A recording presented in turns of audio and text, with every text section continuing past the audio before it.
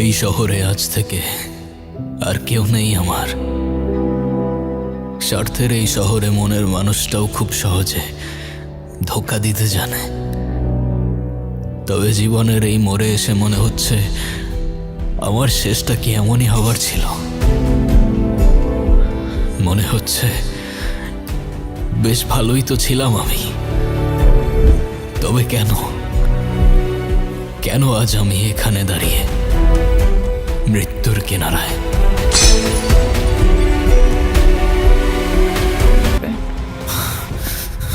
এই কৌশিক, থামো! এইটা হ্যাঁ কি হইতেছে গোলা? কে এইটা? মিতু তাতে কেক খাইয়ে দিচ্ছ, আবার সেটা ফেসবুকে স্টোরি দিয়ে আমাকে হাইড করে দিচ্ছ কেন? হ্যাঁ আরে উত্তর দাও না কেন? আমি তোমাকে এসব কথার আনসার দিতে একদম ইম্পর্টেন্ট মনে করতেছি না। এ ভাই, কে তুই? বয়ফ্রেন্ড আমি ওর। বল। কেউ না তুমি আমার।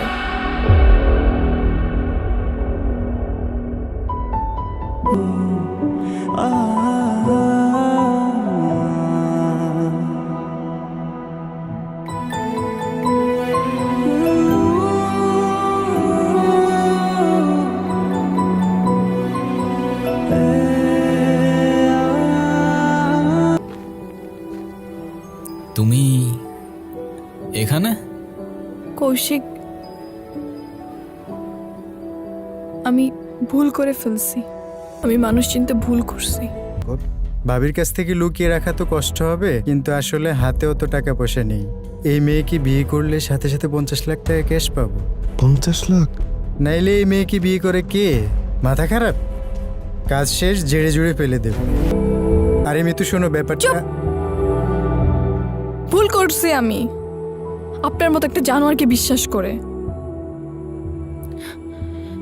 এখন আমার নিজের উপর লজ্জা হচ্ছে। আমার মনের মানুষকে কষ্ট দিছি।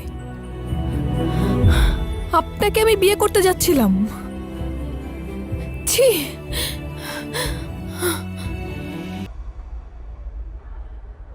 আমি ওর সাথে থাকতে পারবো না। আমি তোমার লাইফে ফিরে আসতে চাই। একবার আমার সাথে থাকতে পারবা না, একবার ওর সাথে থাকতে পারবা না, আর ফিরে আসতে চাও মানে? মতলব কি তোমার? আমি কি আরেকবার তোমার মনের মানুষ হইতে পারি না? তোমার কি একটুও কষ্ট হচ্ছে না আমার জন্য? কিন্তু ব্যাস ওটুকুই। কিন্তু আমি তো তোমাকে ভালোবাসি। হ্যাঁ?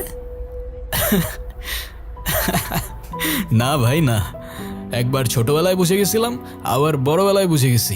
এখন ভার মে যাকে সব ভালোবাসাবাসি, এসব ভালোবাসা টালোবাসার ক্যারেক্টার আমার জন্য না বস। আমার জন্য আমার ক্রিকেট আছে, বন্ধুরা আছে, ভাই লোক আছে, ব্যাস এনাফ। কিন্তু হ্যাঁ, ফ্রেন্ডশিপ রাখতে চাইলে রাখতে পারো। হ্যাঁ ওকে, বাই।